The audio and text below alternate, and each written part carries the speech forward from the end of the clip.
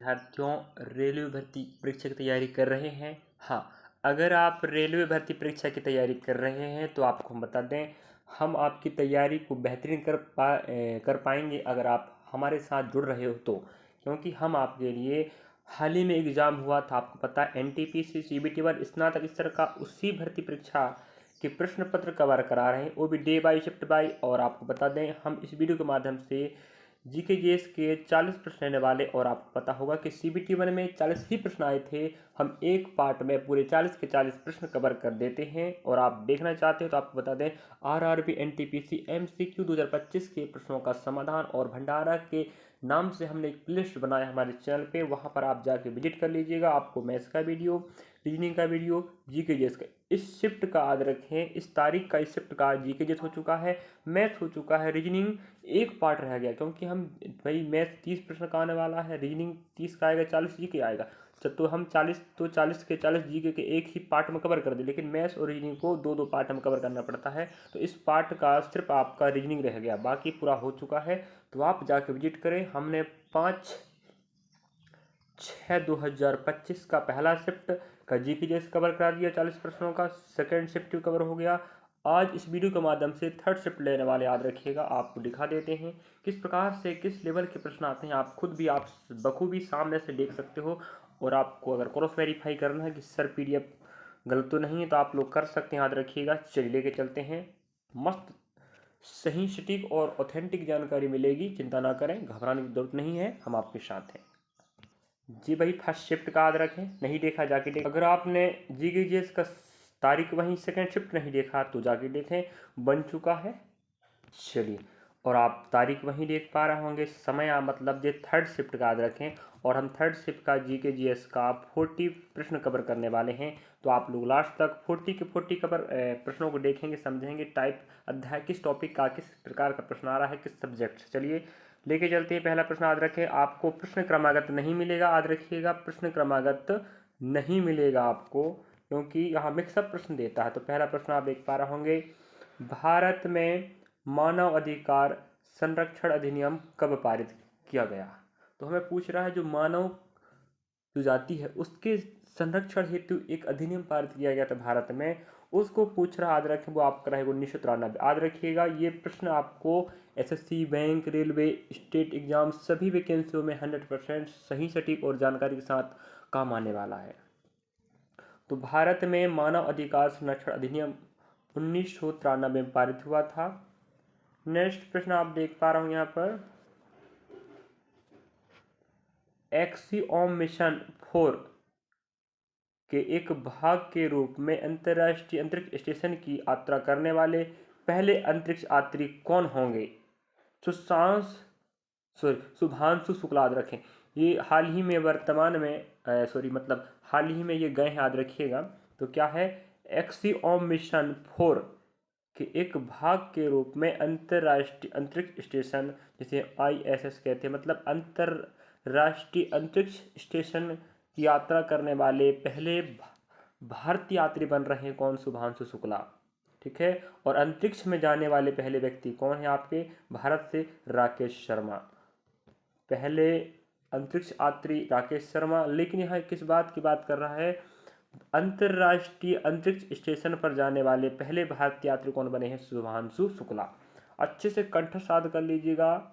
और 9 से 10 प्रश्न आपको करंट अफेयर का आएगा, और 4 से 5 प्रश्न आपके कंप्यूटर का आने वाले, आप खुद भी देख पाओगे अभी। अगला प्रश्न आपके समक्ष है, 5वीं अनुसूची के अंतर्गत अनुसूचित क्षेत्रों में राज्यपाल के विनियमन निम्नलिखित में से किसे निषिद्ध या प्रतिबंधित कर सकते हैं। भूमि अंतकरण, ठीक है, मतलब 5वीं अनुसूची जो क्षेत्र होते हैं जिसमें ST वाला आता है, उस क्षेत्रों में राज्यपाल के विनियमन निम्नलिखित में से किसे निषिद्ध या प्रतिबंधित कर सकते हैं। तो राज्यपाल के अनुदेश पर भूमि अंतकरण को हम प्रतिबंधित कर सकते हैं। नेक्स्ट प्रश्न आप देख पा रहे होंगे, जनजातीय समुदाय के लिए भारत सरकार की शिक्षा पहल एकलव्य मॉडल आवासीय विद्यालय की शुरुआत किस वर्ष की गई थी, 1997-98, जिन्हें हम IRS कहते हैं। हाल ही में कुछ दिन पहले इनके जो छात्रावास अधीक्षकों की एक भर्ती निकली थी, आपको पता होगा, अगर आपने पेपर दिया होगा तो हम बता देते हैं।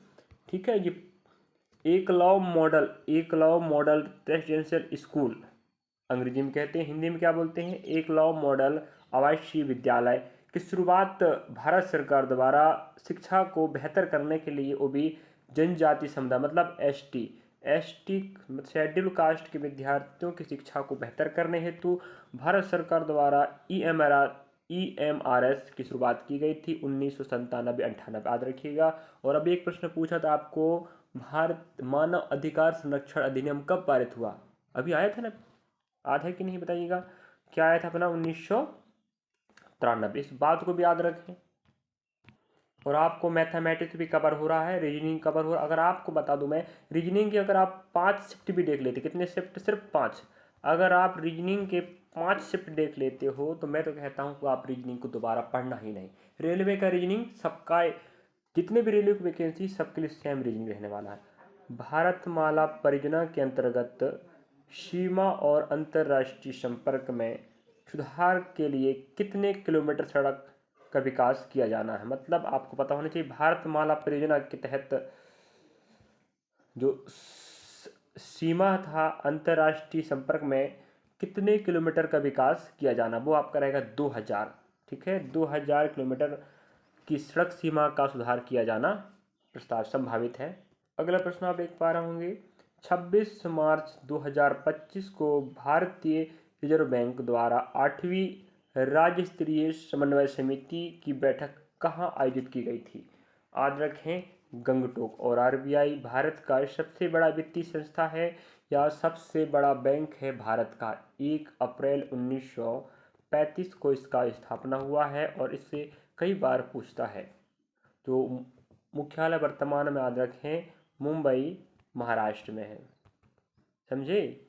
और इसकी जो 8वीं बैठक याद रखें, 8वीं बैठक वो भी 2025 में, 26 मार्च 2025 को 8वीं बैठक RBI का गंगटोक।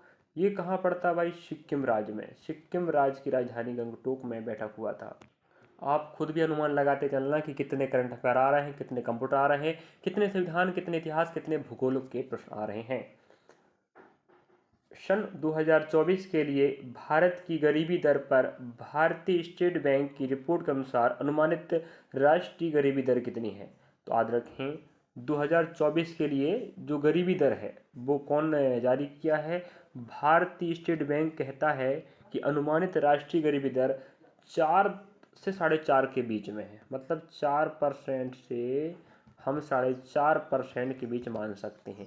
ये SBI कह रहा है, स्टेट बैंक ऑफ इंडिया, मतलब भारतीय स्टेट बैंक कहता है कि 4 या 4.5 दोनों के मध्य में भारतीय गरीबी वर्तमान में है 2024 के अकॉर्डिंग।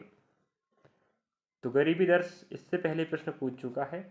मानक ASCII कोड का उपयोग करके कितने अद्वितीय वर्णों को दर्शाया सकता है? क्षमा चाहते हैं, ये आपका मैथमेटिक्स का है, फ्री मैथमेटिक्स का इसको छोड़ दीजिएगा। जल्दबाजी ध्यान नहीं गया था, माफ़ी चाहेंगे। यहाँ क्योंकि मिक्स प्रश्न आ रहे हैं। 74वें संविधान संशोधन अधिनियम 1992 द्वारा प्रत्येक राज्य में नगर पालिका चुनाव कराने के लिए किसी संस्था की स्थापना की गई है? देखो, 74वां 1992, 73वां 1992। भाई 73वां में ग्राम पंचायत है, 74वां में भाई नगर पालिका है। तो इनके चुनाव हेतु याद रखें राज्य निर्वाचन आयोग की स्थापना किया गया है, यही चुनाव करवाता है। भाई लोकसभा चुनाव हो, राज्यसभा चुनाव हो, चाहे वो पंचायत चुनाव हो, चाहे नगर पालिका चुनाव हो, यही चुनाव को प्रक्रिया को पूरा करता है राज्य निर्वाचन आयोग। अब रही बात यहाँ पर, देखो लोकसभा में भाई देखो देश का निर्वाचन आयोग अलग रहेगा, स्टेट का अलग रहेगा। नगर पालिका जो राज्यों में काम करती है तो राज्य में बोल दिया तो आपका आंसर आएगा राज्य निर्वाचन आयोग, नहीं तो भारत निर्वाचन आयोग आता लोकसभा। और आप सोच सकते थे क्या लोकसभा का चुनाव पूछता तो भाई भारत निर्वाचन आयोग आता है कि नहीं, विधानसभा पूछता तो राज्य निर्वाचन आयोग आता, ग्राम पंचायत पूछता तो राज्य निर्वाचन आयोग आएगा, नगर पालिका पूछेगा तो राज्य निर्वाचन आयोग आएगा। तो नगर पालिका का उल्लेख ध्यान रखें आपके अनुसूची 12 में है, जो 1992 में 74वां संविधान संशोधन के तहत जोड़ा गया है। वहीं बात करें 73वां संविधान संशोधन 1992 के तहत 11वीं अनुसूची में ग्राम पंचायत को जोड़ा गया है। अगला प्रश्न हमें कह रहा है निम्नलिखित में से किसे मरणोपरांत आध्यात्मिकता श्रेणी में 2025 में पद्मश्री पुरस्कार प्राप्त हुआ है। तो आप देख पा रहे होंगे यहाँ पर लामा लोबजंग, ठीक है, लामा लोबजंग को आध्यात्मिकता की श्रेणी में 2025 में पद्मश्री पुरस्कार से नवाजा गया। इस प्रकार से आप पद्म देखो भारत रत्न किन्हें मिला है, अभी तक कितने लोगों को मिल चुका है, और अप टू डेट वाले भी याद कर लीजिए, पहले व्यक्ति वर्तमान व्यक्ति। भैया हमें बात करें भारत का सबसे बड़ा पुरस्कार भारत रत्न आएगा, फिर पद्म विभूषण आता है, फिर पद्म भूषण आता है, फिर पद्मश्री आता है। तो जो चौथा नंबर का भारत का सबसे बड़ा पुरस्कार है। अगला प्रश्न आप देख पा रहे होंगे भवानी पाठक और देवी चौधरानी निम्नलिखित में से किस विद्रोह से संबंधित प्रसिद्ध लीडर थे। और आप देख पा रहे होंगे फकीर और सन्यासी विद्रोह। इसके पहले भी बताऊं आपको मैं, विद्रोह से हमें प्रश्न जरूर पूछ रहा है, विद्रोह से। इसके पहले पाइका विद्रोह पूछा था, पाइका विद्रोह है कि उड़ीसा में हुआ, झारखंड में हुआ, सॉरी, पाइका विद्रोह पूछा था, उसके नेतृत्वकर्ता पूछा था, फिर संथाल विद्रोह पूछा था, है कि नहीं, नेतृत्वकर्ता पूछा। उसी प्रकार से याद रखें फकीर और सन्यासी विद्रोह से संबंधित भवानी और आपका कौन है, चौधरी देवी चौधरानी, ये फकीर और सन्यासी विद्रोह से संबंधित प्रमुख लीडर थे। अगला प्रश्न आपके समक्ष है अमाशय में अधिक अम्ल को उदासीन करने के लिए निम्नलिखित में से किस खाद्य का सेवन करना चाहिए। तो याद रखें बेकिंग सोडा। मतलब भाई देखो ये एक प्रकार का क्या होता है, क्षार होता नहीं, क्षार, हाँ देखो अम्ल हमारे बॉडी में अमाशय में HCl का निर्माण होता है। अगर आप भोजन नहीं करोगे तो आपके पेट में दर्द होगी। क्यों? तो HCl क्या होता है, लगातार निरंतरता के साथ अपने अमाशय से HCl निकलता रहता है। अगर भोजन नहीं आएगा तो उसमें वो क्रिया नहीं कर पाता है। इस कारण से मांसपेशियों पर वो क्या करता है, प्रभाव डालता है, जिस कारण से कई बार जलन महसूस होता है। याद रखिएगा वो HCl की अधिकता के कारण होता है, और उस HCl का अधिक निर्मित होने से आप उसे उदासीन करना चाह रहे हो तो आपको बेकिंग सोडा जो प्रकार का क्षार होता है, इस खाद्य का सेवन करने से HCl को हम बराबर लेवल में ला सकते हैं, मतलब उदासीन कर सकते हैं उसकी कार्य क्षमता को। नेक्स्ट, मराठी भाषा की अग्रणी दलित आत्मकथात्मक कृति के रूप में पहचानी जाने वाली कृति बलूटा की रचना किस लेखक ने की। याद रखें दया पवार। तो मराठी भाषा की याद रखें, मराठी भाषा में दलितों के से संबंधित एक कृति है जिसका नाम बलूटा है। वही पूछ रहा है इसकी रचनाकार कौन, याद रखें दया पवार। अब आप देख पा रहे होंगे कंप्यूटर का प्रश्न आपके समक्ष है।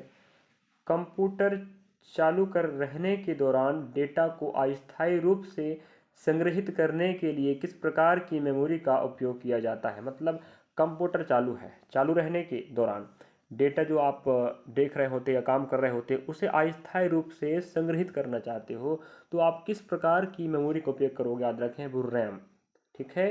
तो रैंडम एक्सेस मेमोरी तो एक प्रकार की क्या है, अस्थायी मेमोरी कहलाती है, जी आपकी स्थायी मेमोरी कहलाती है। इस प्रकार से आप समझ पा रहे होंगे। इसके पहले भी हमने 5/6/2025 मतलब तारीख क्या हमने पहला शिफ्ट तो भी वहाँ 5-4 प्रश्न मिले, 4 या 5 प्रश्न। सेकेंड शिफ्ट कवर कराया, वहाँ भी 4-5 प्रश्न मिले। अभी हम थर्ड शिफ्ट कवर करा रहे हैं, आपको शिफ्ट बाय डे बाय मिलेगा और थंबनेल में याद रखें आपको वहाँ मिल जाएगा तारीख क्या है, शिफ्ट क्या है, जिससे आप खुद भी अनुमान लगा सकते हो कि एक दिन में 3 शिफ्ट हुए थे तो तीनों शिफ्टों का पैटर्न क्या था, अगले दिन में क्या बदलाव हुआ या नहीं हुआ, आप खुद भी अनुमान लगा सकते हो। तो रैम ठीक है, रीड ओनली मेमोरी इसका पूर्ण रूप याद रखें। ये क्या करता है, अस्थायी रूप से संग्रहित करने के लिए काम करने वाला एक मेमोरी है। और रोम क्या है, एक स्थायी मेमोरी है। Random read only memory. अगर आपको फुल फॉर्म पूछे याद रखिएगा, रीड ओनली मेमोरी एक स्थायी मेमोरी कहलाती है, रैंडम एक्सेस मेमोरी अस्थायी मेमोरी कहलाती है। कई बार प्रश्न पूछ लेता है स्थायी अस्थायी मेमोरी के बारे में। अगला प्रश्न आपके समक्ष है, वित्त वर्ष 2024-25 में भारतीय रेलवे के लिए आवंटित पूंजीगत व्यय कितना है। मतलब 2024 और 25 में जो वित्त बजट पेश हुआ था उसमें भारतीय रेलवे के लिए जो आवंटित बजट था वो पूछ रहा, याद रखिएगा। तो आप देख पा रहे हैं option number second, 2.62 lakh crore रुपए आवंटित किया गया 2024 और 25 के अवधि के लिए।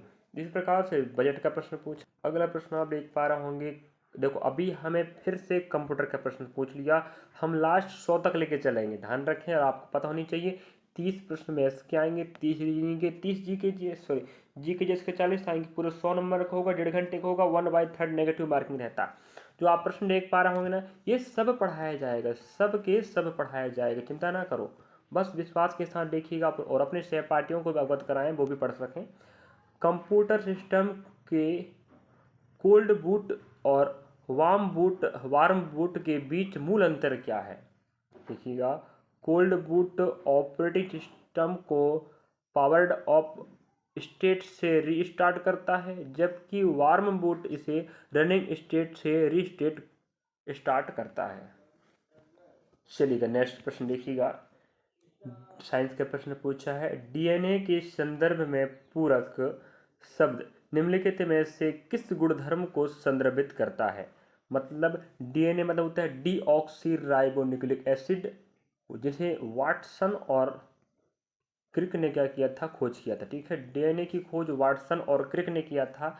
बिल्कुल बगल में पेन कॉपी रख के बैठिएगा, नोट डाउन भी करते चले। यही प्रश्न याद रखें आपके एनटीपीसी सीबीटी 2 स्नातक लेवल की बात कर रहे हैं, NTPC under graduation CBT 1 CBT 2 में काम आने वाला। और आपको पता एग्जाम डेट घोषित हो गया, उसी को ध्यान में रखते हुए सोच रहे हैं कि जो एनटीपीसी स्नातक का वही लेवल का तो नहीं आएगा, लेकिन जो एग्जाम का जो पैटर्न वही फॉलो करेगा, वही टॉपिक के मैथ्स के, वही टॉपिक के रीजनिंग के, वही टॉपिक के जीके जिस को, वही कंप्यूटर के, वही साइंस का। तो इसलिए हम आपको दिखाने का प्रयास कर रहे हैं कि आपकी तैयारी बेहतर हो सके, थोड़ा सा लेवल चेंज करेगा बस। ठीक है, तो ऑप्शन आपका ए राइट हो जाएगा, आधार विशिष्टता के आधार पर हाइड्रोजन आबंध क्षमता। ठीक है, डीएनए के संदर्भ में पूरक शब्द, जो डीएनए की अगर डीएनए के क्षेत्र में बात करें तो पूरक का मतलब क्या होता है, आधार विशिष्टता के आधार पर हाइड्रोजन आबंध क्षमता। नेक्स्ट आप प्रश्न देख पा रहे होंगे, आपके समक्ष शानदार प्रश्न पूछा है, चंद्रगुप्त प्रथम के बाद गुप्त साम्राज्य का शासक कौन बना। तो आप देख पा रहे होंगे समुद्रगुप्त, समझे, समुद्रगुप्त को भारत का नेपोलियन भी कहा जाता है। ये प्रश्न पूछा नेपोलियन। ठीक है, समुद्रगुप्त को भारत का नेपोलियन भी कहा जाता है और ये चंद्रगुप्त प्रथम के बाद राजगद्दी पर बैठते हैं, याद रखें। और इस वंश का संस्थापक है, किसे मानते हैं, श्रीगुप्त को। किसे मानते विद्यार्थी, श्रीगुप्त को मानते हैं, गुप्त वंश का संस्थापक व पहला शासक। वही प्रश्न पूछ लेगा कि वास्तविक संस्थापक तो कौन आएगा आपका, चंद्रगुप्त प्रथम। क्या, गुप्त वंश के मूल संस्थापक चंद्रगुप्त प्रथम, मतलब वास्तविक। और इन्हें हम विक्रमादित्य भी कहते हैं, क्या कहते हैं, विक्रमादित्य भी कहते हैं, याद रखिएगा। इन्हीं के बाद कौन बैठा था, समुद्रगुप्त, और इसे वीणा बजाते हुए सिक्कों में दिखाया गया है, जो ये बताता है कि ये संगीत के प्रेमी थे। अगला प्रश्न आपके समक्ष है, निम्नलिखित में से किसे हाशिए के समुदाय के लिए पर्यावरणीय न्याय का पक्ष समर्थन करने हेतु 2025 टाइम अर्थ अवार्ड में सम्मानित किया गया है। तो ऑप्शन आपका थर्ड राइट हो जाएगा, कैथरीन कोलमैन फ्लावर्स। क्या, कैथरीन कोलमैन फ्लावर्स को सन 2025 का टाइम अर्थ अवार्ड से सम्मानित किया गया है। वो क्या है, हाशिए के समुदायों के लिए पर्यावरणीय न्याय के पक्ष का समर्थन कर रही है। हाशिए मतलब होता है जिसे अलग समझा जा रहा है, मतलब मुख्य धारा से जो अलग हो गए हैं उन्हें हम हाशिए कहते हैं, मतलब अलग। उन समुदायों के जो पर्यावरण के न्याय के पक्ष में क्या करते हैं, ये समर्थन। इस कारण से इन्हें टाइम अर्थ अवार्ड 2025 से सम्मानित किया गया। कौन है, कैथरीन कोलमैन फ्लावर्स। ये आपका रहा करंट अफेयर का प्रश्न।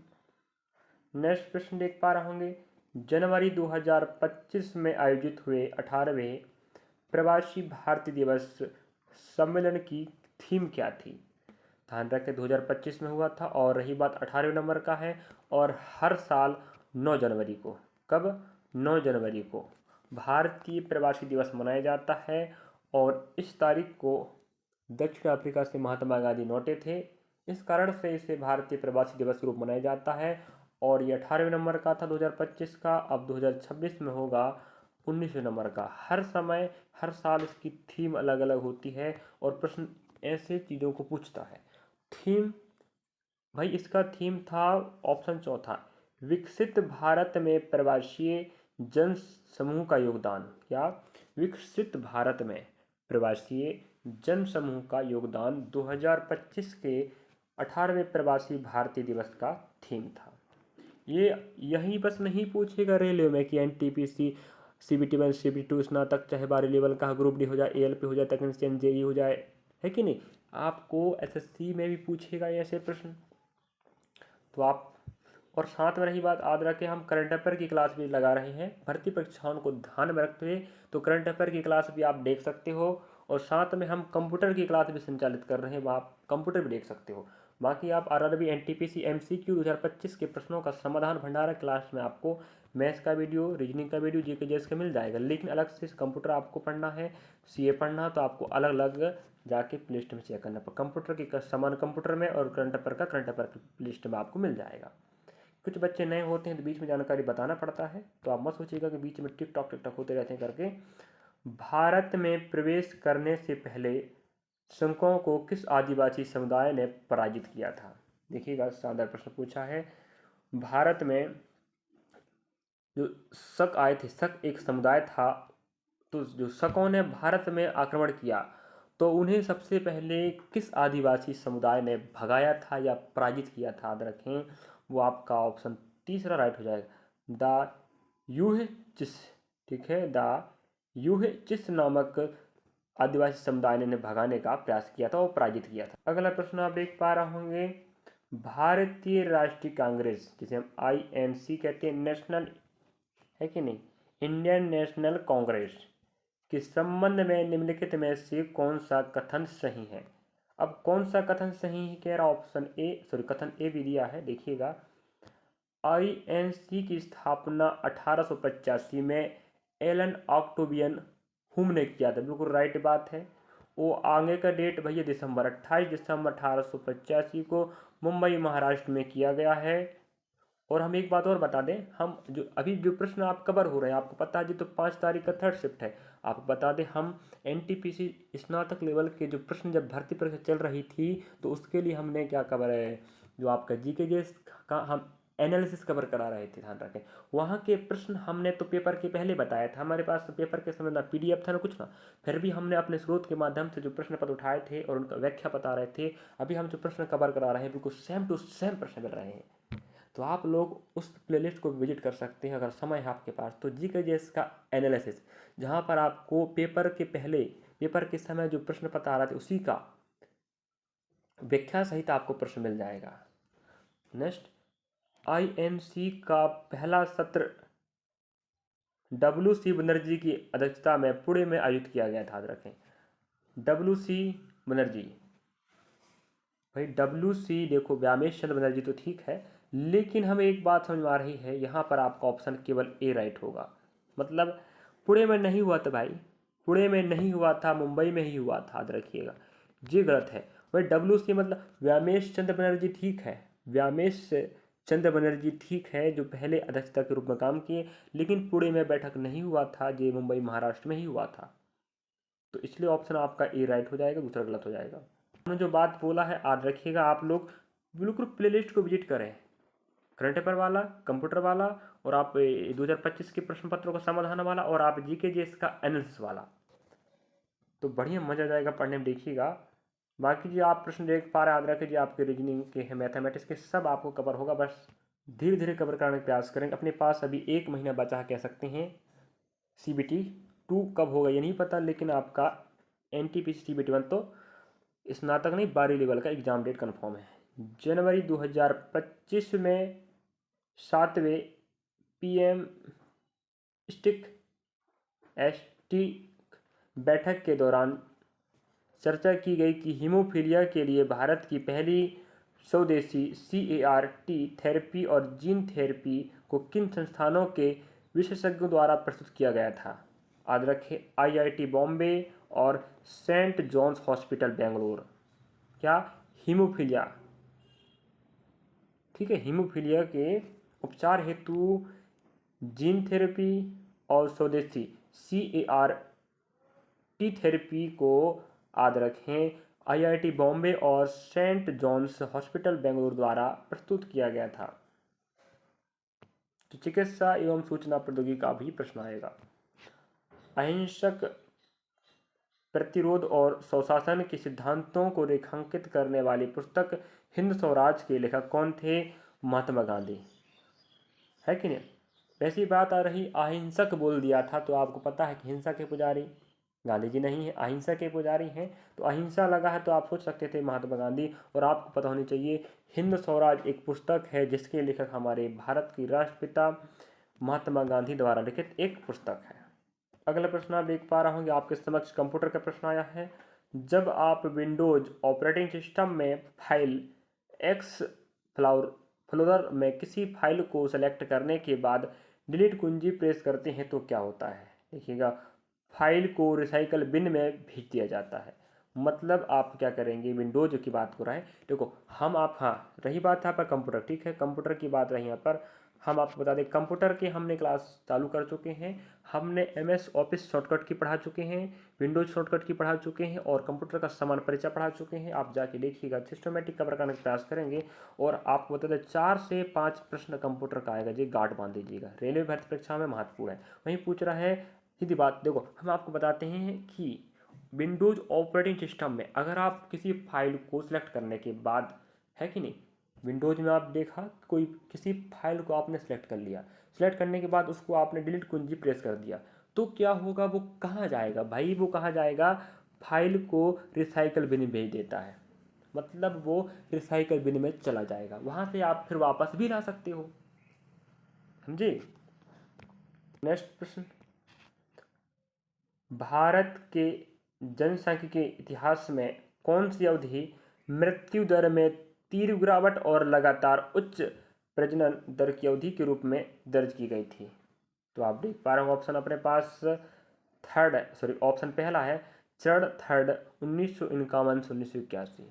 ठीक है, 1951 से 1981 में मृत्यु दर तेज हुई थी और लगातार उच्च प्रजनन दर भी बढ़ी थी। 1951 से 1981, जिसे हम कौन सा चरण कहते हैं? थर्ड चरण कहते हैं।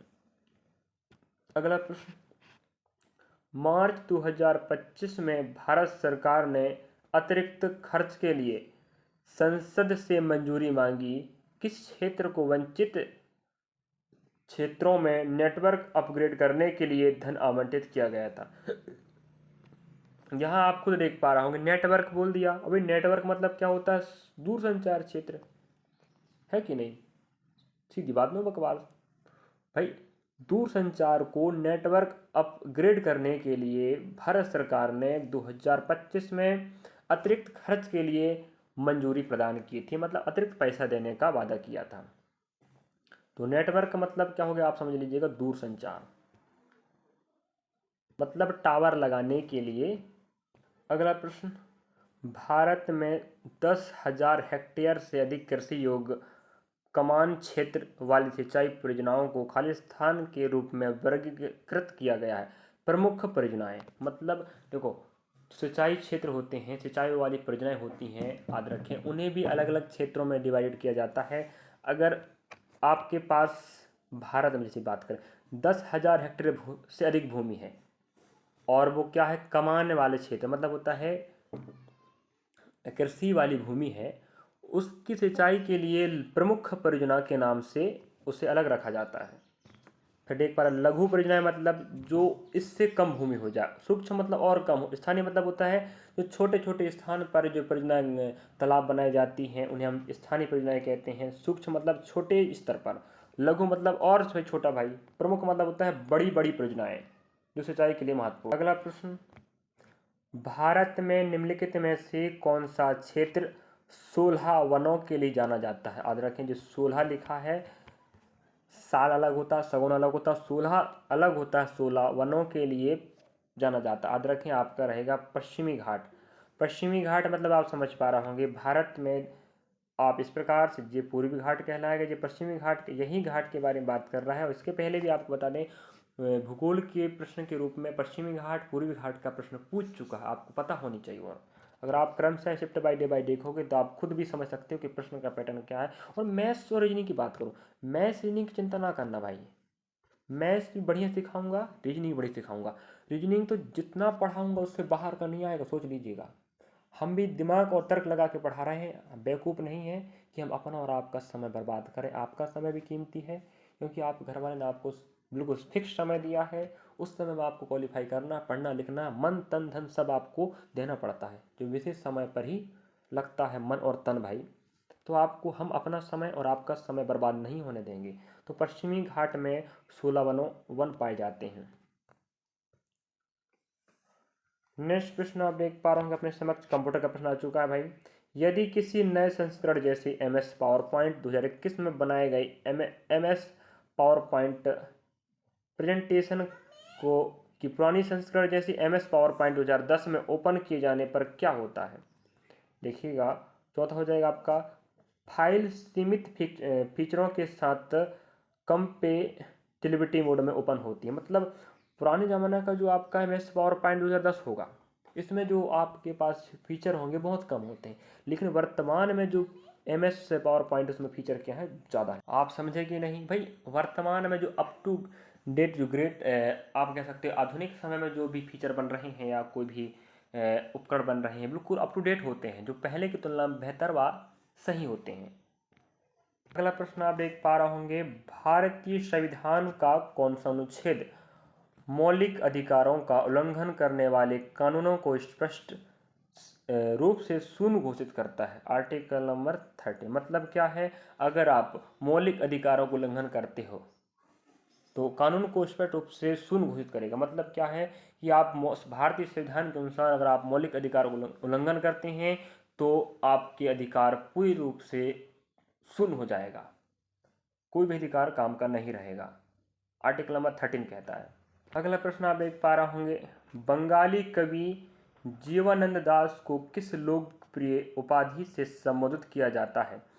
रूपवंशी बंगलार कवि। ठीक है, तो बंगाली कवि आप देख भी पा रहे होंगे, वैसे उनके नाम के अनुसार ही उनका उत्तर था। तो आप लोग बिल्कुल ऑप्शन को ध्यान में रखते हुए प्रयास करना है कि ऑप्शन कैसे छांटना है। और बंगाली कवि जीवानंद दास को किस लोकप्रिय नाम से जाना जाता है? तो भाई रूपसी बंगलार कवि। चलिएगा, बंगाली कवि हैं। अगला प्रश्न आप देख पा रहे होंगे, फ्यूचर ऑफ जॉब्स रिपोर्ट 2025 के अनुसार निम्नलिखित में से किसे 2030 तक व्यवसायों के लिए सबसे अधिक परिवर्तनकारी प्रवृत्ति के रूप में पहचाना गया है? डिजिटल पहुंच को व्यापक बनाना। मतलब डिजिटल पहुंच को व्यापक बनाना, डिजिटलकरण करना पूरे भारत में, उसके पहुंच तक सभी लोगों को रखना, 2030 तक इस बात को ध्यान में रखा गया है। चलिएगा, किस कथन में की गई समीक्षा संसदीय प्रणाली में शक्तियों के पृथक्करण के सिद्धांत से विचलन पर प्रकाश डालती है? ऑप्शन आपका बी राइट हो जाएगा। मतलब सेकंड, राष्ट्रपति का प्रधानमंत्री पर पूर्ण नियंत्रण होता है। राष्ट्रपति का भाई,